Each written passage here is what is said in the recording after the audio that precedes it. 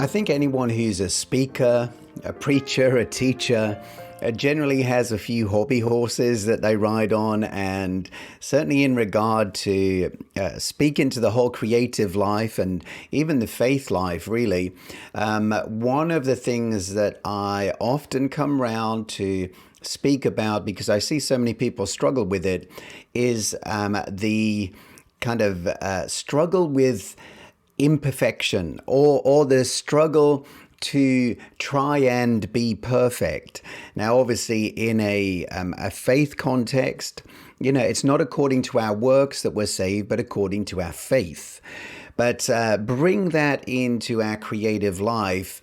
And I think that perfectionism is one of the biggest stickers for creative people. It's one of the things that stalls them in their progress. And it really leads to so many wonderful projects never seeing the light of day. The creative mind, the creative heart, the creative motivation and movement, the creative momentum comes to a halt, and we kind of end up just walking round and round the same mountain, like thinking that as we do so, we can make something so flawlessly perfect that it will finally be good enough to be sent out for the world's applause. But the truth is, most of those projects never actually end up seeing the life of day, because perfection is something that we might want to reach for, but rarely, if ever, will we attain it. And, I don't ever want to advocate not putting your best work out. I don't ever want to advocate kind of slapdash compromise. But if someone is carving something and they keep whittling and whittling and whittling and whittling away, eventually you just end up with a little matchstick. Yeah, there's actually some beauty in the imperfections that exist in the things that we create. And there really does always come a point when enough is enough, and we have to pack away our fears. We have to put the terror of rejection and people's reactions aside and just let that baby fly. We've got to let it spread its wings and send it out into the world. And absolutely, Jermaine, it can be a scary moment to do that.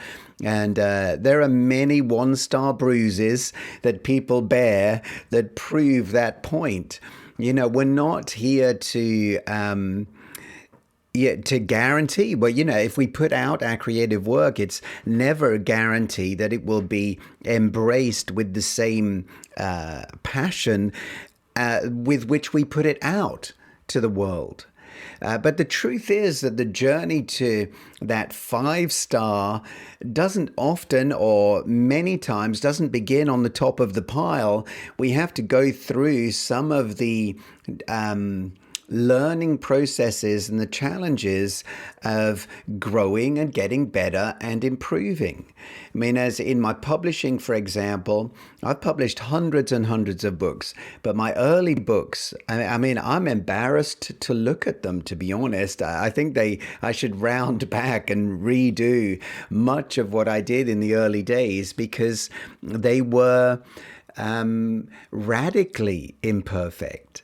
And certainly we've seen improvement, but we're still in that realm of good enough is good enough, and for everyone, as I'm saying, we don't always begin at kind of this pinnacle place that we would like to attain to. And if we wait until we get to that pinnacle before we put anything out, the likelihood is we'll never make a move. Even the band U2, Bono and the U2 crowd fill stadiums, mega band. They played to 9 people in the back room of a pub in Dublin in 1979. We have to begin where we're at.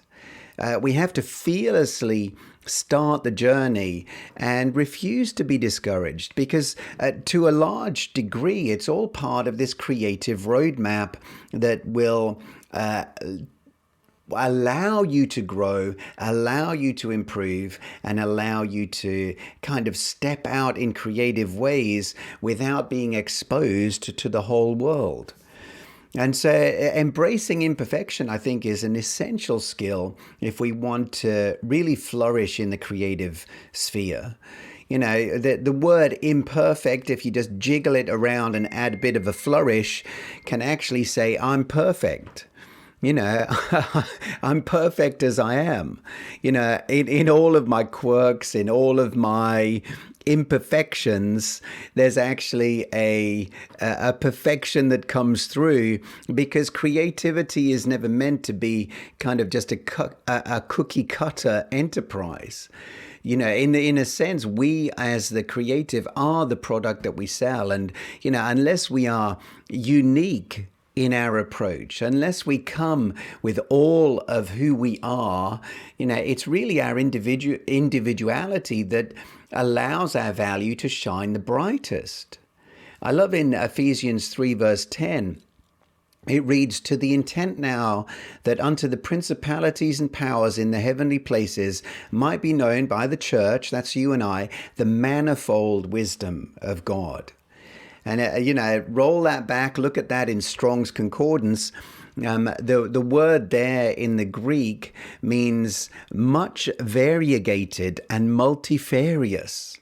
Now, I won't lie, I'd never heard of these words before I looked in Strong's Concordance to find out the kind of facets of that word that's translated manifold in the King James Version. But, you know, we are, each one of us is a beautiful facet of our Father's multifarious wisdom, a glimpse of his endless, variegated, creative nature glistening in the world. And, you know, your unique perspective isn't designed to be squeezed into the world's mold. You're not intended to be conformed to look like everyone else. You know, some people may call them imperfections. Let's instead call them features.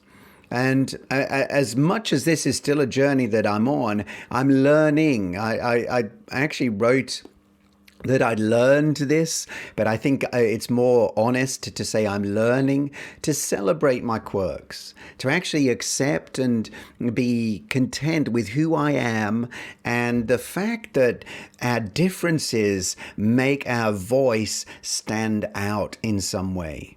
You know, if we were all the same, where would the interest be? Where would the color be? Where would the nuances be? Where would the life and the flow and the joy be in this world? God did not make us all the same. You know, and, you know, we can look and we can think, well, someone else has already done what I'm doing, or somebody else has already done what I want to do. But the fact is, you haven't done it. You are the ingredient that no one else can copy. You are the secret ingredient that makes what you bring different and valuable in its own unique way. And so, you know, allow your mess to become part of your message. The world really is not waiting for perfection. People are looking for something and someone that they can relate to.